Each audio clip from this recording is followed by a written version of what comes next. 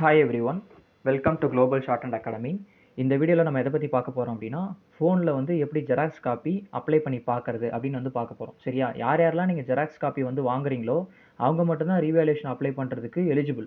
சரியா? So revaluation apply பண்ணணும் அப்படின்னா ஃபஸ்ட்டு ஜெராக்ஸ் காப்பி வந்து வாங்கி பார்க்கணும். அதுக்கு தான் இன்றைக்கி நோட்டிஃபிகேஷன் வந்து விட்டுருக்காங்க. சரியா?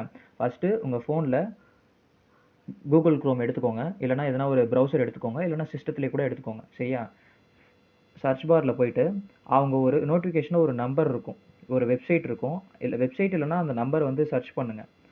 அந்த நம்பர் சர்ச் பண்ணிங்க அப்படின்னா ஆட்டோமேட்டிக்காக உங்களுக்கு வந்து இந்த மாதிரி ஒரு வெப்சைட்டுக்கு, இந்த மாதிரி ஒரு பேஜுக்கு வந்து கொண்டு வந்து விடும். Government of Tamil Nadu, directorate of technical education, Chennai 25 important லிங்க்ஸில் அப்ளை ஜெராக்ஸ் காப்பி ஆகஸ்ட் 2022 அதை நீங்கள் கிளிக் பண்ணிங்க அப்படின்னா உங்களுக்கு இந்த மாதிரி ஒரு பேஜ் வந்து ஓப்பன் ஆகும். சரியா? Application form for applying answer paper xerox copy for government technical examination in commerce subjects August 2022. So என்ன சொல்கிறாங்க பார்ப்போம். ஃபஸ்ட்டு இந்த அப்ளிகேஷன் ஃபார்ம் வந்து ஃபில் பண்ணுறதுக்கு உங்ககிட்ட ஹால் டிக்கெட் எடுத்து வச்சுக்கோங்க, தென் டிமாண்ட் டிராஃப்ட் வந்து எடுத்து வச்சுக்கோங்க 150 ருபீஸ்க்கு அப்படின்னு வந்து சொல்லியிருக்காங்க பர் சப்ஜெக்ட்டுக்கு. சரியா? நீங்கள் ரெண்டு சப்ஜெக்ட்டுக்கு அப்ளை பண்ண போகிறீங்கன்னா தனித்தனி அப்ளிகேஷன் போடணும். ஓகேவா? தனித்தனியாக நீங்கள் வந்து அப்ளிகேஷன் வந்து அப்ளை பண்ணணும்.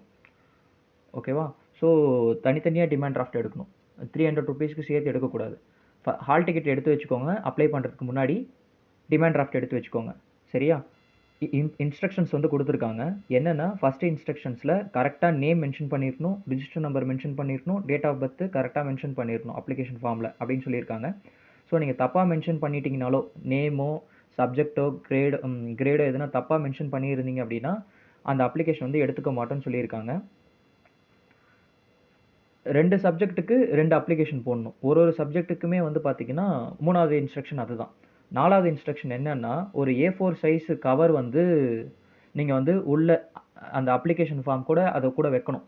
சரியா? அதில் உங்களுடைய செல்ஃப் அட்ரஸ்டு இருக்கணும். செல்ஃப் அட்ரஸ்டு என்வலப் அப்படின்னா ஒரு A4 சைஸ் போஸ்ட் கவர்.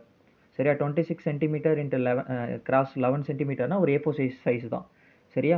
எதுக்கு அப்படின்னா அதில் தான் உங்களுடைய ஆன்சர் ஷீட் வந்து அவங்க சென்ட் பண்ணுவாங்க. ஸோ நீங்கள் அதை கவர் வைக்கலை அப்படின்னா அவங்க சென்ட் பண்ண மாட்டாங்க. ஓகே, மேபி அவங்க நினச்சா சென்ட் பண்ணலாம், மோஸ்ட்லி சென்ட் பண்ண மாட்டாங்க. நெக்ஸ்ட்டு ஒரு சப்ஜெக்ட்டுக்கு 150 ருபீஸ். ஜூனியராக இருந்தாலும் சரி, சீனியராக இருந்தாலும் சரி. சீனியரில் 2 பேப்பர் இருக்கே, அப்போ 150 ரூபா 150 ரூபா பே பண்ணுமா? அப்படிலாம் கிடையாது. சீனியர் கிரேட்னா 150 ரூபா, ஜூனியர் கிரேட்னா 150 ரூபா. தமிழுக்கு 150 ரூபா, இங்கிலீஷ்க்கு 150 ரூபா. 2 சப்ஜெக்ட் அப்ளை பண்ண போகிறீங்கன்னா 2 அப்ளிகேஷன், அவ்வளோதான். சரியா? யார் பேரில் டிமாண்ட் டிராஃப்ட் எடுக்கணும் அப்படின்னா additional director of technical education இவங்க சொல்லியிருக்காங்க பாருங்கள், அதில் தான் வந்து எடுக்கணும். Payable at Chennai. சரியா? யார் பேர்லனா, அதாவது பே பண்ணுறவங்க யாருன்னா பே பண்ணலாம். ஆனால் வந்து ரெசிபெண்ட் வந்து பார்த்தீங்க அப்படின்னா இன் ஃபேவர் ஆஃப்னு அந்த டிமாண்ட் டிராஃப்ட் சலான்லேயே இருக்கும். அதில் வந்து additional director of technical education அங்கே தான் வந்து நீங்கள் என்ன பண்ணணும் அப்படின்னா இதை தான் வந்து மென்ஷன் பண்ணணும்.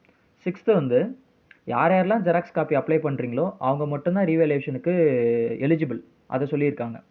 7th வந்து the schedule of revaluation and declaration of result will be available in the DOT website. அவங்க வந்து ஷெடியூல் வந்து கொடுப்பாங்க அப்படின்ற மாதிரி சொல்லியிருக்காங்க. Name, register number, date of birth இது வந்து பார்த்தீங்கன்னா டிமாண்ட் டிராஃப்டோட பின்னாடி எழுதி இருக்கணும் கண்டிப்பாக. சரியா? அதுக்கப்புறமா நீங்கள் அப்ளை பண்ணுறீங்கள அந்த application form, demand drought, self addressed envelope, அந்த A4 சைஸ் ஒரு கவர், இதை மூணுமே இன்னொரு A4 சைஸ் கவரில் வச்சு அதில் வந்து இந்த அட்ரஸை ஷேர் பண்ணணும், சென்ட் பண்ணணும். எதுக்குன்னா the chairman, board of examinations, directorate of technical education, Guindy, Chennai 6,25,000. இதுதான் டூ அட்ரஸ். ஃப்ரம் அட்ரஸ் உங்கள் அட்ரஸ் போட்டுக்கோங்க. மேலே லெஃப்ட் சைடு கார்னரில் வந்து பார்த்தீங்கன்னா எழுதணும். அதுதான் 11வது இன்ஸ்ட்ரக்ஷன்ஸ் வந்து கொடுத்துருக்காங்க. Application for answer paper xerox copy for GTE August 2022. இதை வந்து அந்த வெளியே ஒரு கவர் இருக்குல்ல, அந்த எல்லாத்தையும் போட்டு மேலே ஒரு கவர் இருக்குல்ல, அந்த கவரில் வந்து எழுதி அனுப்பணும். சரியா? இதுக்கு வந்து 5 நாள் தான் டைம் கொடுத்துருக்காங்க. இந்த 5 நாளுக்குள்ளே வந்து நீங்கள் வந்து அவங்களுக்கு வந்து சென்ட் பண்ணிடணும். ஸோ இதுதான் இன்ஸ்ட்ரக்ஷன்ஸ். இது ஆல்ரெடி பார்த்தது தான். அதுக்கப்புறமா கண்டினியூ கொடுங்க. கண்டினியூ கொடுத்தீங்கன்னா இந்த மாதிரி ஒரு பேஜ் வரும். இதுதான் அப்ளிகேஷன் ஃபார்ம். சரியா? இதில் அவங்க கேட்குறதுக்கு கரெக்டாக வந்து என்ன பண்ணால் டீட்டெயில் வந்து கொடுக்கணும். ஓகேவா? அந்த ஹால் டிக்கெட்டில் என்ன இருக்கோ அதை தான் கொடுக்கணும். இப்போ நேம் ஆஃப்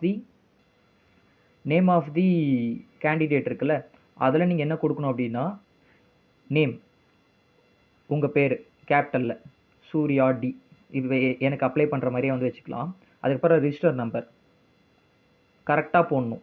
இதெல்லாம் கரெக்டாக போடணும். Date of birth 3/10/1997. சப்ஜெக்ட் என்ன சப்ஜெக்ட், டைப்ரைட்டிங் இங்கிலீஷ் ஜூனியரா சீனியரா அந்த மாதிரி. சரியா? ஸோ நீங்கள் என்ன சப்ஜெக்டோ அதை வந்து போடணும். நெக்ஸ்ட்டு பேட்ச், நீங்கள் வந்து ஷார்ட் ஹேண்ட்னா ஃபஸ்ட் பேட்சே வந்து போட்டுக்கோங்க. அட்ரஸ் ஃபார் கம்யூனிகேஷன், உங்களுடைய அட்ரஸ் நீங்கள் வந்து கொடுக்க வேண்டியதான். சரியா? இதுதான் உங்களுடைய அட்ரஸ், இது என்னுடைய அட்ரஸ். அதே மாதிரி ஃபோன் நம்பர், உங்கள் ஃபோன் நம்பர் கொடுக்க வேண்டியதான். சரியா? அதே மாதிரி டிமாண்ட் டிராஃப்டில் ஒரு நம்பர் இருக்கும். சரியா? ஒரு 6 நம்பர் இருக்கும். அந்த 6 நம்பர் நீங்கள் என்ன பண்ணால் டைப் பண்ணணும் இந்த இடத்துல. செகண்டு, என்ன பேங்க்கில் நீங்கள் வந்து எடுக்கிறீங்க. ஸ்டேட் பேங்க் ஆஃப் இந்தியாவில் நான் எடுத்திருக்கேன். So State Bank of India. Demand draft date, என்னைக்கு டேட்டு, அதை நீங்கள் வந்து என்ன பண்ணால் கரெக்டாக வந்து மென்ஷன் பண்ணணும். என்னைக்கு எடுத்த டிமாண்ட் டிராஃப்ட்னு சொல்லிட்டு. ஓகேவா? தென் எவ்வளோ அமௌண்ட்டு, 150 ரூபாய்க்கு எடுத்திருக்கீங்க. ஸோ 150 நீங்கள் போட்டிங்கன்னா போதும். சரியா? அதுக்கப்புறமா அப்ளிகேஷன் த்ரூ இன்ஸ்டியூட் மூலமாக போடுறீங்களா இல்லை ப்ரைவேட்டாக போடுறீங்களா? நான் ப்ரைவேட்டாக போடுறேன். இன்ஸ்டியூட் மூலமாக போடுறவங்க இன்ஸ்டியூட் மூலமாக போடுங்க. அது கீழே வந்து அதுக்கு வந்து கொடுக்கணும். இப்படி பண்ணிவிட்டு என்ன பண்ணால் சேவ் கொடுக்கணும். சேவ் கொடுத்தீங்க அப்படின்னா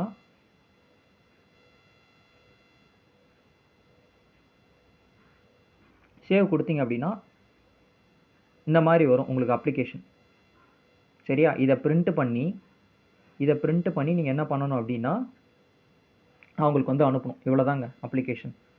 ஓகேவா? அதில் ஒரு சைன் போட்டு நீங்கள் வந்து அனுப்பணும். கீழே கொடுத்துருக்காங்க பாருங்கள், the demand draft and a self addressed envelope should be enclosed along with the online application. இவ்வளோ தான். சரியா? ஸோ வேறு எதனா டவுட் இருந்தால் நீங்கள் வந்து கமெண்ட்ஸில் நீங்கள் வந்து கேட்கலாம். தேங்க்யூ.